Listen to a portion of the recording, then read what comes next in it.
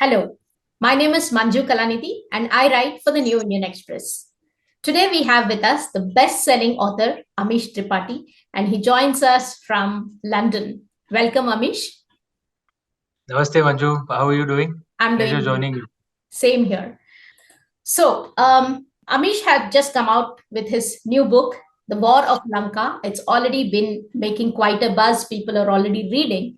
Now, my question to you, Amish, is every creative work has a golden hour, the time span in which it makes the maximum impact on its readers, viewers. So, as a best selling author, since your debut novel 2010, I think, with the Immortals of Meluha, you seem to have cracked the code to leverage this critical mass. So tell us about how you managed to stay this best-selling author. Of course, great writing, but besides that, what else? Honestly, I can give many answers which will sound apparently intelligent. But the honest answer is I genuinely don't know why I hadn't planned it, right? I just write books which come to me, right? Okay. Which kind of, I've said it very often, it's like a blessing. It's a blessing from Lord Shiva, and I write the story that comes to me. I think I'm just very fortunate that the kind of stories I like, the mood of the nation is such that such stories are accepted and appreciated. I don't know if a similar book would have succeeded in English maybe 30, 40 years ago. Okay. Um, and to this extent. And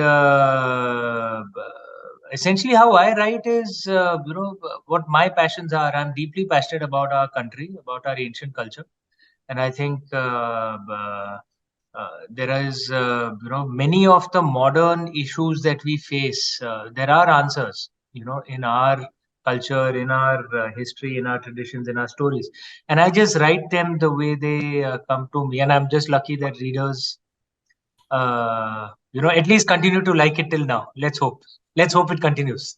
Absolutely, absolutely. And how far do book tours, book reading, and generally taking the book into the market, as in interacting with readers, how much does that help a good book? I mean, we've seen how actors and directors go all out for promotion. So, how does that help a book?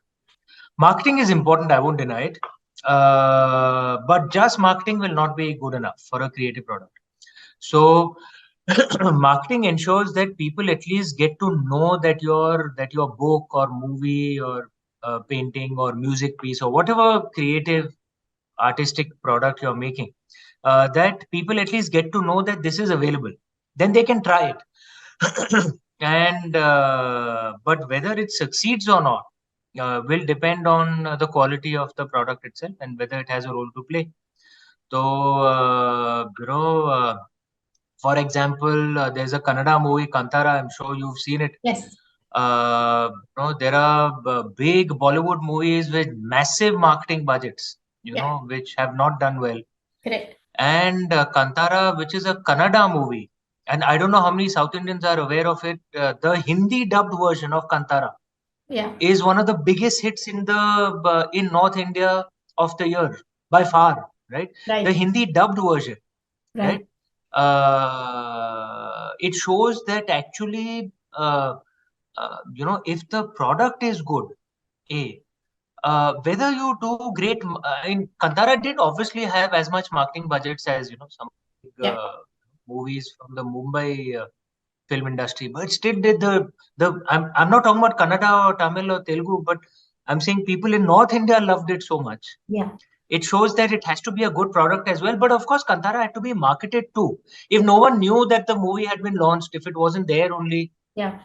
in theaters in Banaras and Lucknow and Patna, then how could it have Right. succeeded? So it needs a mix of both good marketing and good product. And among the things, Kantara reinforces my first answer once again, that if you make movies or books that are connected to Indian roots, Right. in today's day they work.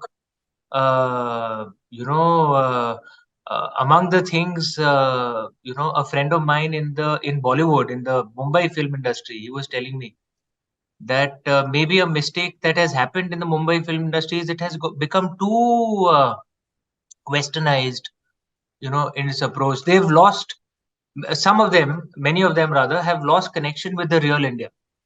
And the success of Kantara, the success of KGF, the success of PS, it shows that you do things which are connected to the real India. And my books are also all connected to the real India, to our roots. Right. There is a massive market for it. Absolutely, absolutely. I mean, talking about Kantara, apparently it was made on a budget of 16 crores and it made 400 crores. So good Yeah, there you go. market. There, there you go.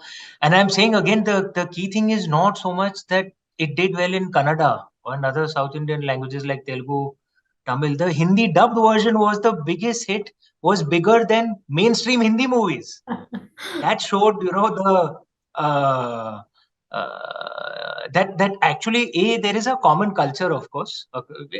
We have been a common culture for thousands of years, but movies and books which connect to the real culture of India, there is a massive market. Right, absolutely.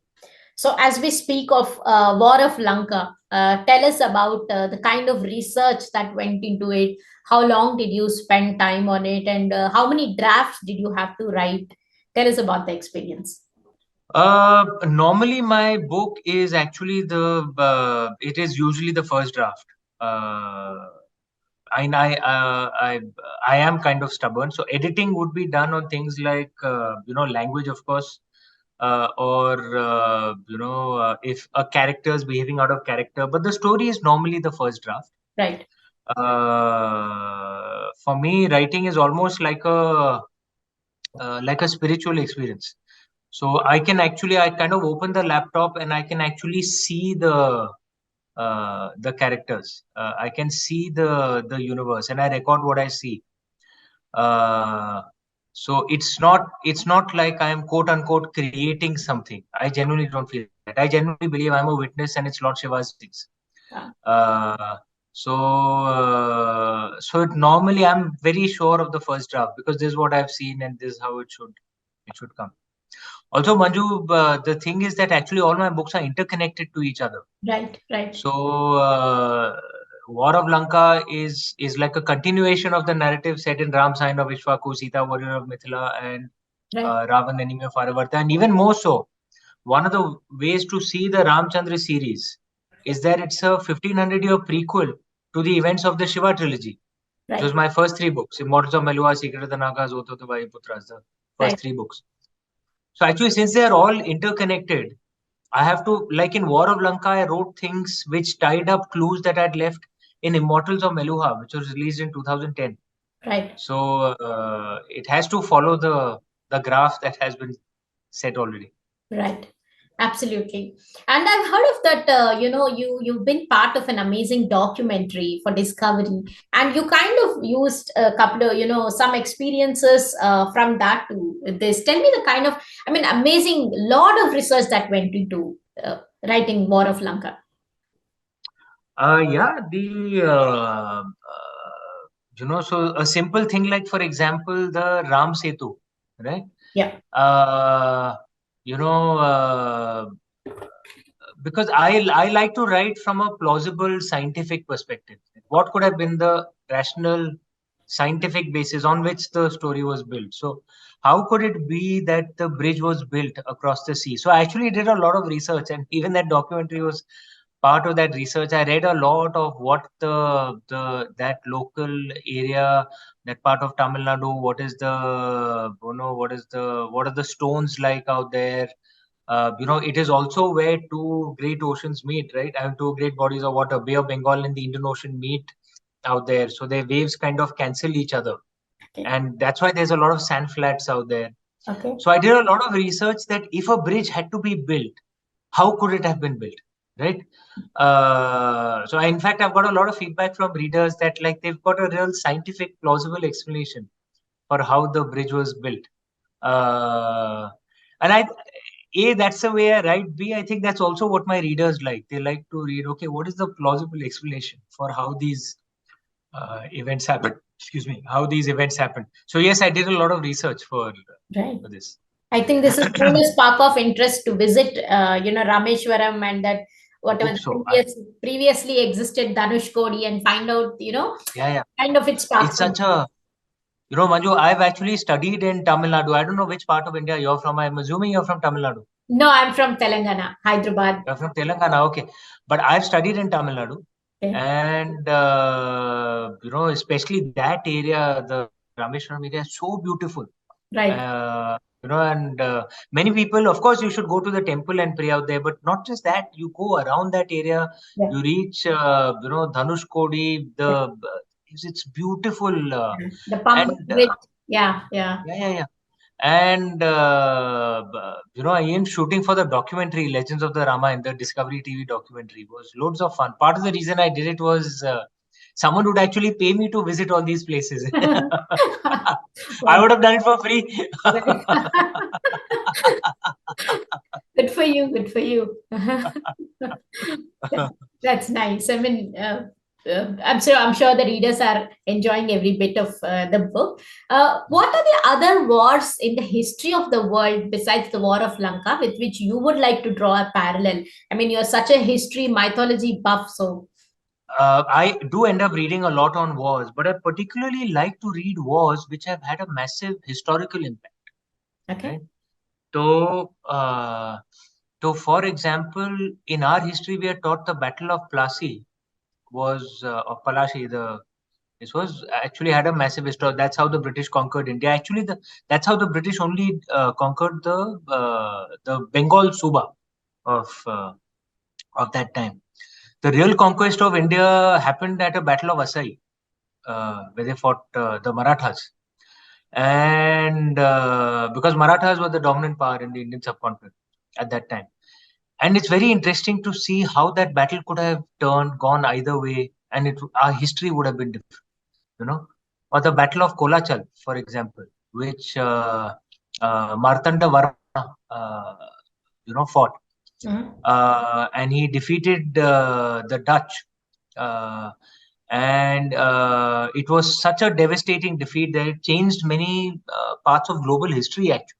Okay. Uh, or you would have read of Alauddin Khilji. He'd sent his general Malik Kafur. But the first, when he came into South India, the first powerful kingdom that he met was the Kakadiyas.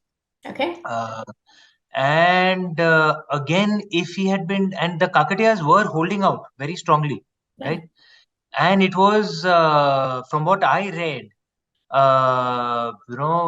there were food supplies that the Kakadiyas had in their cities, which Malik Kafur managed to burn, and that just turned the battle.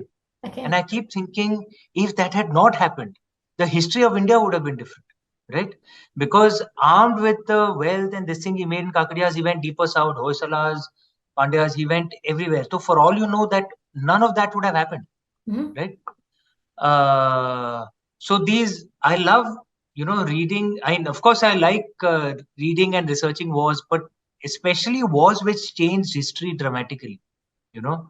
And then lessons that you can draw. Often you find that the lessons we Indians can draw from our wars is very often, Manju, it's not that the invaders defeated us, we defeated ourselves Wow. because of our own internal divisions.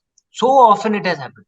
You Mhm. know, uh, there's this line in Hindi that is said in the north कि भारत में कई बार किला अंदर से खोला गया है मतलब the fort gates have been opened from the inside often Cool. because of our own internal divisions we have helped invaders Some you sort of know betrayal, you mean, from yeah, the. yeah, yeah, and it has happened so often in our history. And Mhm. I don't know why people think, siding with an invader against a fellow Indian will somehow help you. That invader will get after you also after he's, we've done it repeatedly in the last 1,000 years. Right, right. Uh, but yeah, but these are lessons you learn when you read many of these history books and many of Oh. the books of war and how they change history.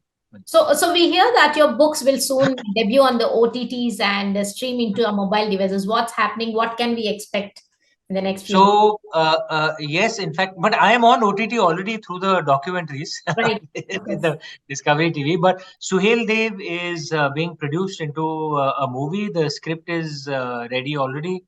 and Viacom is producing it. So we are really looking forward to it, and we'll keep you Yeah. updated. Viacom is a studio partner, so we'll Ah, keep you updated. and how's it going with your Nehru Center? I hear you're quite busy and you kind of make time for your books. You are, Uh, yeah, yeah, I'm a workaholic, so I do tons of work. right, But I'm director of the Nehru Center, which is a right, diplomatic role out here. I'm also Minister Culture and Education right. at the Indian High Commission to the UK. Yeah, The culture portfolio and the education portfolio of our diplomatic wing in the UK, I manage that. So it's a privilege and a responsibility that I'm very proud of. yeah, absolutely. And one last question before I know you're quite busy. This question Hmm. is normally even when we tweet or put a post in social media about mythology or religion or something, there's so much of a buzz, controversies, and back and forth. Have you ever faced any controversy for writing about mythology? Somebody contesting your version, and how did you tackle it? Manju, I have been writing books for 12 years now. Yes, My books by Lord Shiva's Grace have sold some 6.5 million copies. correct. I've been told by my publisher that the Shiva trilogy is the fastest selling ever in Indian publishing history, and Ramchand series is the second fastest selling ever. So my books aren't really a secret. Okay. Have you heard any controversy around me at all? You Not can that I Google know also. of, but that is why I You can asked. Google. You can Google also. Okay. Okay. Right, And the point I'm trying to make is it's not a compliment to me. It's a compliment to our wonderful country. right. uh, Often I have, at least my understanding is often controversies are created Ah, because it's a very cheap marketing tactic. Let's be honest. And Manju, it happens. right, Many artists do it. Sadly, it happens. right, Secondly, I think the way our country is, our ancient tradition is that we have a wonderful mix of religiosity and liberalism.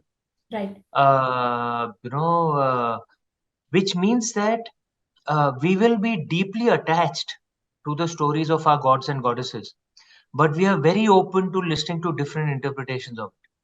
And there are many examples of this. Like in North India, for example, Lord Karthik, I don't know if you know, Manju, in North India, Lord Karthik is a bachelor, right? right, And even so much so that even women don't enter Lord Karthik's temple, right. right? Yeah. Because he's also the god of war. But in South India, he's married. He has two wives, Yes. Valiji and Senaji. Yeah. And women in my family, for example, in North India, they'll not enter Lord Karthik temple. In South India, they'll enter and Okay. they'll pray there. Okay. Right? This is just one example. There are so many examples like this. We Indian are intuitively comfortable with multiple truths. So we are okay with with someone presenting a different truth, as long as it is done with respect. Right. And that you can see, as Lord Krishna had said in the Bhagavad Gita, the intentions are as important, if not more important, than the actions themselves. So, lesson I have learned is that if you do something with respect, Indians will accept it, right? And they will see the respect, and then there'll be no controversy. And I know it might sound theoretical. Proof of the pudding is in the eating. I gave all the numbers of my books Yeah. not to kind of show off, just to show it's not really a secret, but there is no controversy.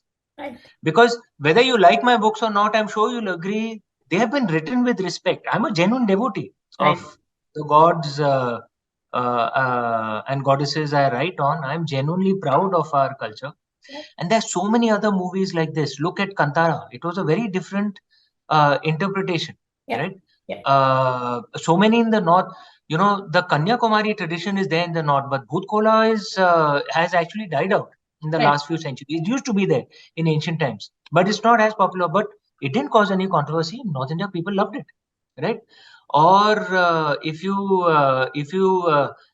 imagine if someone had told a Bollywood person that shoot a scene where the main hero of the movie goes to a shivling, breaks the base of the shivling, and then lifts it up on his shoulder, and then carries it to a waterfall and places it under a waterfall.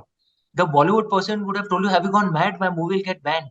Yeah. But in the hands of a genuine devotee like Rajamouli ji, whether people like his movies or not, most people love his movies. I love his movies, but I'm sure you'll agree he's a very proud Indian and he's a very devout, humble, polite man. In his hands, a scene like that was one of the most iconic scenes of Indian cinema, right? In Bahubali. Yes. Intentions, Indians can see intentions. Okay. And if the intentions are with respect, there is no compromise. Right, right, right. Very, very beautifully put, Amishji. Thank you so much. I think you've really given us an amazing glimpse of what goes into it. And thank you for your time. Please read Amishji's full interview in Sunday Magazine of the New Indian Express and Sunday Standard.